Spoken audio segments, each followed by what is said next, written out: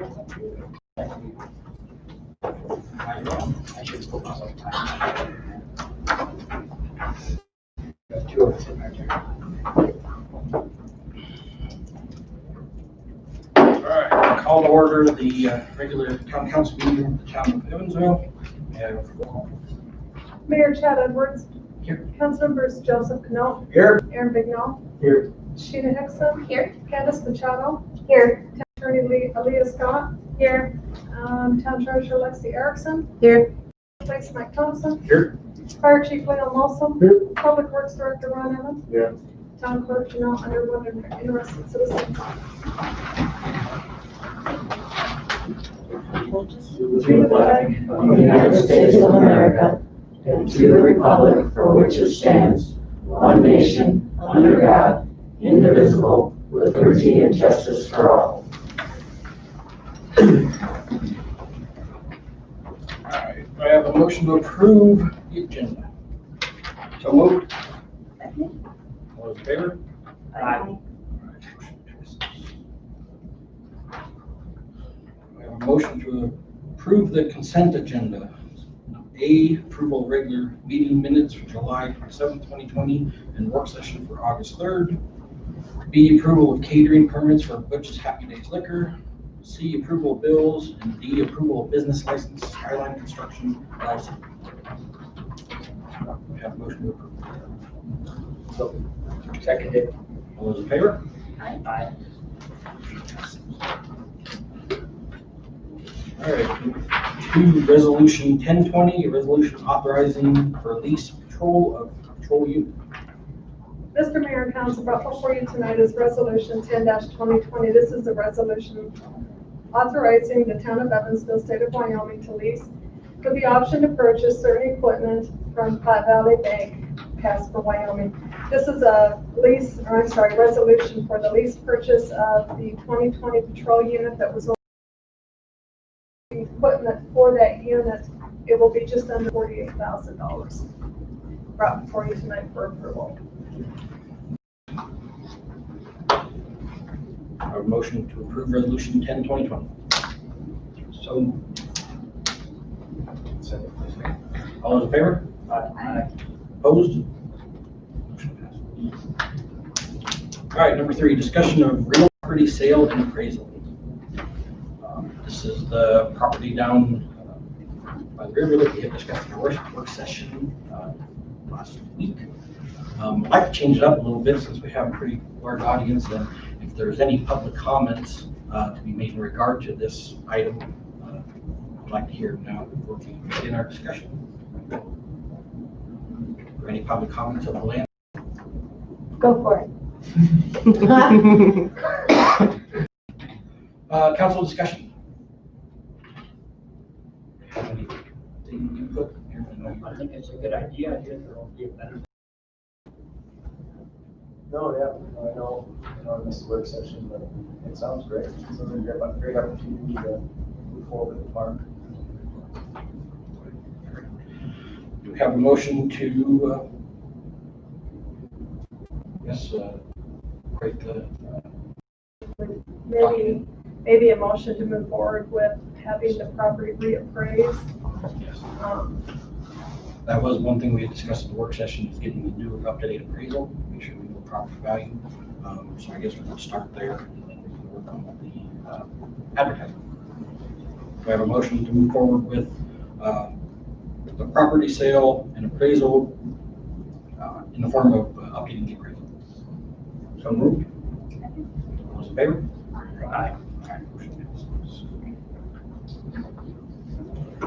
All right, number 4 is discussion of municipal code 13-2-7, parking of travel trailers, etc. Again, with our audience today, we encourage anyone who has any comments in the audience to come forward and present those comments before we begin discussion. Anybody have any comments about the ordinance for parking of travel trailers?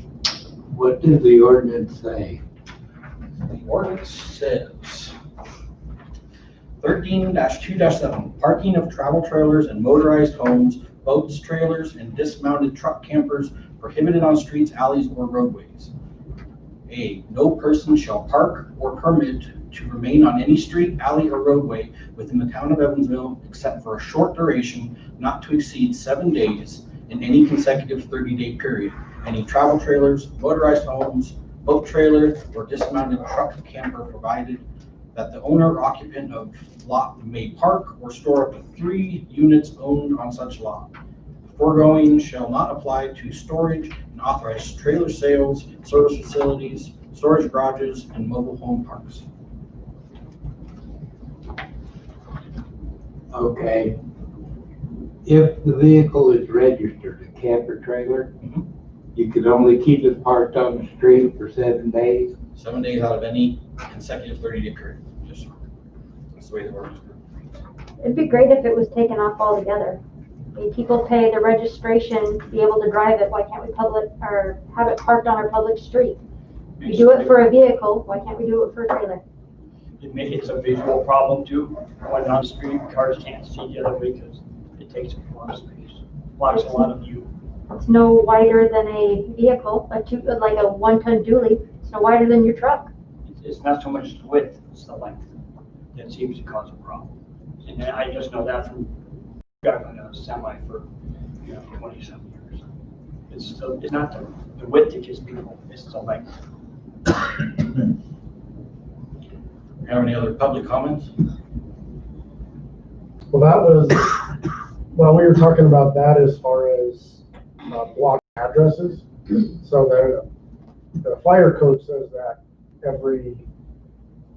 don't quote me on this because it's not going to be verbatim, but every street address has to be visible for all emergency responders, that includes law enforcement, from the street.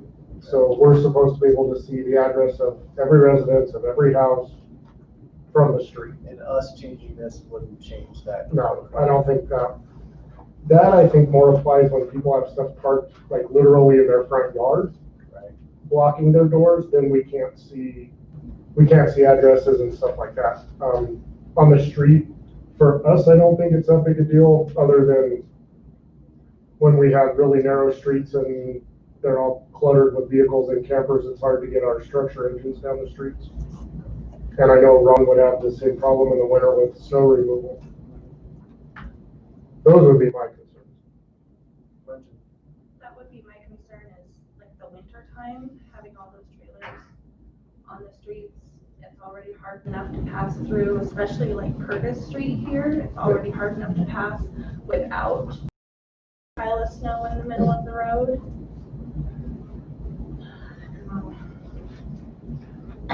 My personal feeling is I don't believe that they pose much change to a vehicle. A big truck, because it takes up about the same amount of space. Potentially, a camper can be longer, and some of these days extremely long. But I also want to promote the use. It's nice out in Wyoming in summer. A lot of people do store their campers elsewhere in the summertime. They bring them to their house so that they can go camping. I know all the people that go every weekend. It's out there. Yeah, I'd like to see it removed, but I'd also like everybody to watch what happens and be aware and see if there's a potential problem with the unforeseen. Because you're gonna see if that's possible. So as we go through winter, in the next summer, if you see something, it'd be nice. You know, all the requirements for you to move it every 7 days. So if you pulled it up 4 feet, that's moving the trailer. That kind of defeats Or if the you drive it around the purpose. block and park it back in your spot, you've moved the trailer. But I don't have a problem with them moving it 4 feet. Why do we have a problem with it there in the first place? Yeah. I'd say because of like the accident that happened out here on Curtis, where the guy slid into the back of the camper and destroyed the guy's camper. Well, that was a drunk driver. If it wasn't a camper, it was a car or a truck. And that was guy that's drunk.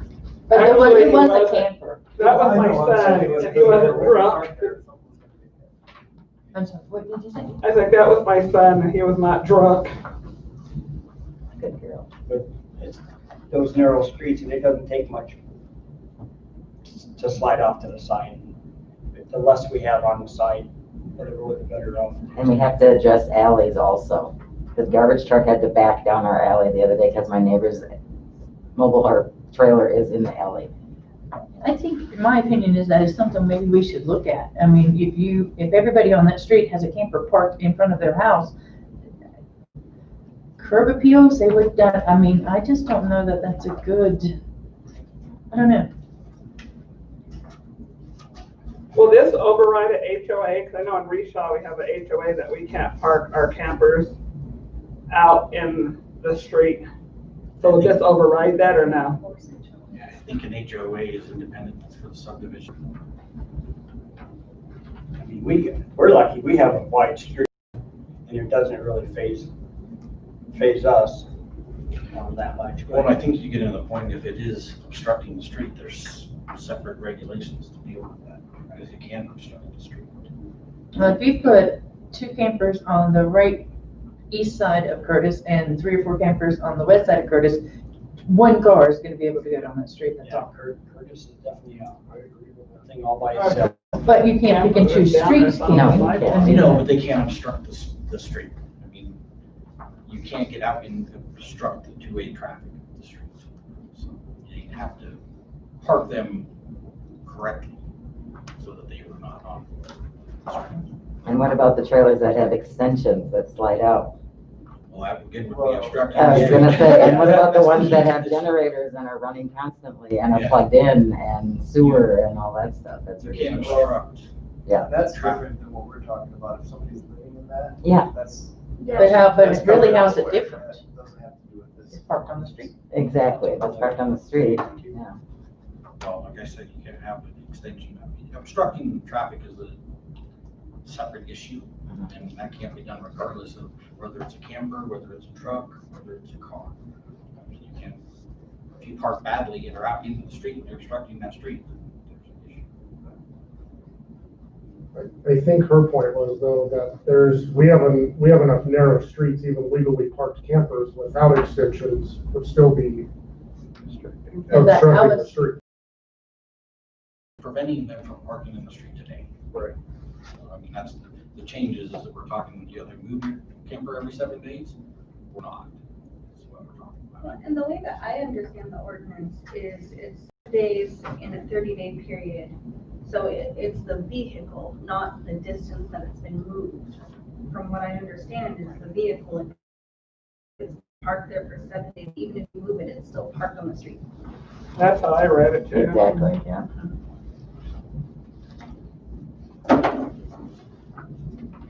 If you read it, if you interpret it that way, then no camper can be in town for 7 days of an entire month, anywhere in town, regardless, which would cause even more consternation. Regulation. We want the people to utilize enjoy their summers.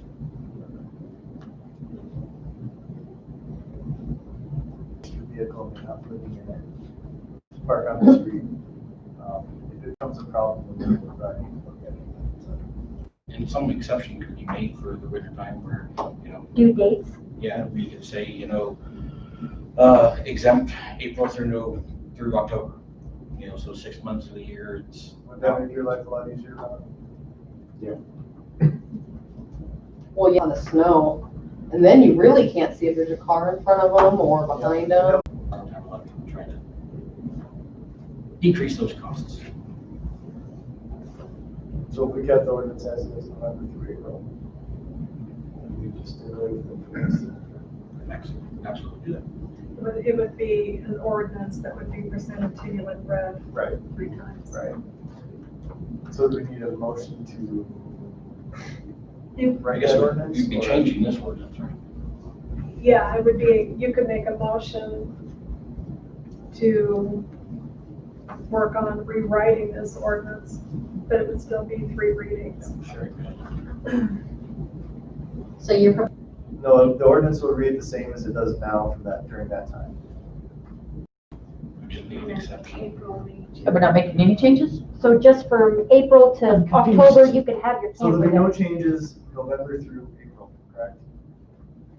No changes to the ordinance as it is, and then during the rest of the months, the summer months, that makes sense, that ordinance will be the same. So you could park on in front of your house. Not have to move it. I guess the wording may be easier if you created the exemption dates, Right. enforcement dates. Right. So long as it passed on 3 readings. Yeah, it's still gonna have to come to council Yeah. for 3 readings. What do you think, Mike? Is that hard? It's hard to enforce the ordinance because you're really tough, right? Well, that's part of why you're having discussions. Yeah. We are enforcing the current language.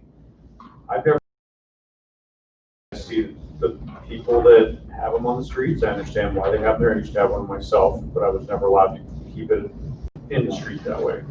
I also see the safety side of it is like Curtis Street from 3rd to 5th, there's already people parking on the sidewalks because it's so narrow. And as we pointed out, we have some narrow streets in the town, so you know, to be fair, you can't single out certain narrow streets versus the other streets. So if you put the exemption in, then all our narrow streets, we're gonna start having campers. And if you have the exception in there from this month to that month, then we come back to what you were just talking about with the issue of maybe only one car being able to go up and down there. I am the enforcement arm, so whatever you guys do is the governing body will do our best to enforce it fairly.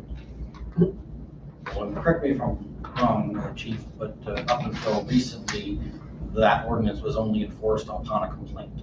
Correct. So prior to me taking over the police department, my understanding from the sergeants is that unless somebody called and complained or dealt with those issues. Now, that said, a lot of people came to me and said, hey, we want things starting to be enforced. So I said, well, if they're going to be on the book, obviously we need to enforce said things such as our code enforcement. So that's why we started enforcing this. It's bringing it forward for discussion now. When you have things on the book that haven't been enforced, or for a while, people can place it, and then when you enforce it, similar to our animal control thing, we had a phone call today. They're like, "Oh, they didn't realize we were paying Metro," and then through all the end of it, then they weren't so heated. So when you have those changes, or you enforce said ordinances because they haven't been enforced, it's like a change, not realizing it's been on the book. I think is why we're having a discussion now.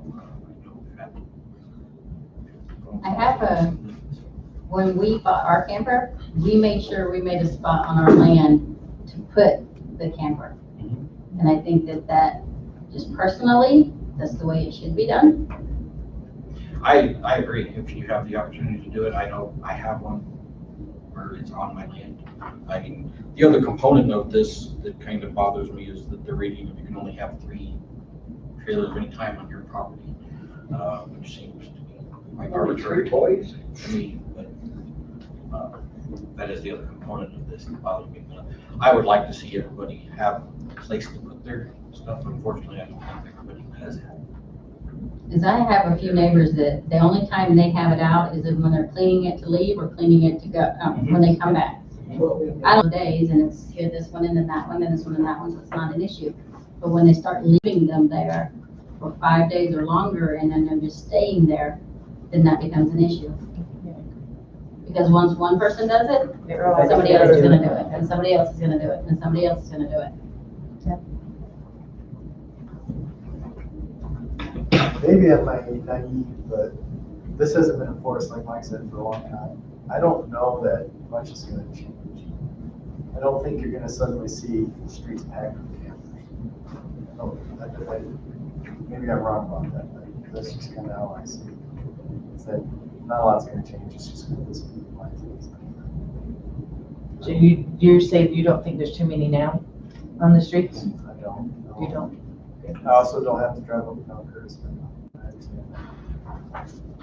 No, it's just not Curtis, it's her street. I know back where I live, there, you can have them parked half on the sidewalk, and then the kids can ride their bikes on the sidewalk. They're trying to get it out of the street, and Well, and that's the same thing on Bozeman where I live. There's, every other house has a camper, dependent upon what season it is or what's going on, is dependent upon how many you have. And there are very large, they're not campers, those are full-size homes that are on my street, and it does make the street narrow. And I mean, you could fit my truck going down that street, but then other people have to stop while you go around. So even the thought of we enforce it for a period of time, I could see an issue with that, because then there's gray area. And then you get people not understanding that gray area. Well, why was it okay then, but it's not okay now? And I can see that being a problem down the road. Anything we change is gonna be a problem. And that's Yes. what we're getting right now is the calls and complaints is because it's never been a problem and now they're getting more about it. Discussion. I think the idea of the ordinance that we have currently was trying to find a good balance between that safety and that convenience of parking where in front of your house. I'm wondering if maybe we just stay the course, and since it's now being enforced, I know it's been difficult for our officers to be able to prove somebody's been parked there for 7 days or longer. And part of me wonders if that is like the interpretation of the ordinance.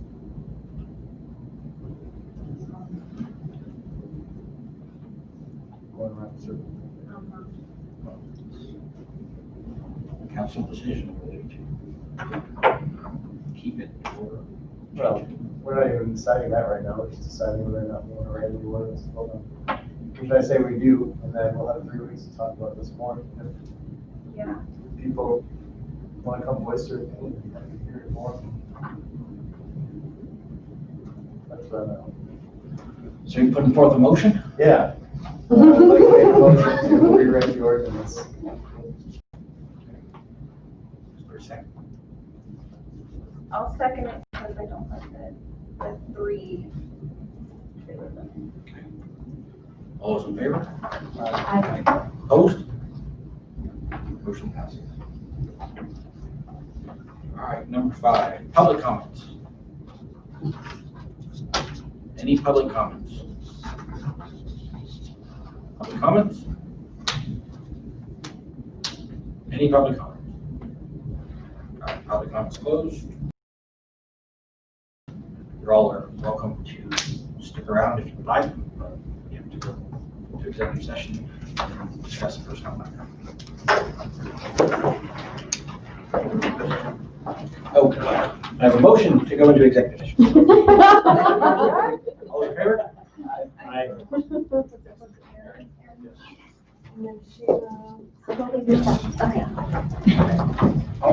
No one will be here really. More of a. Well, more of a, don't do that. Because I'll feel obligated to sit here. Yeah.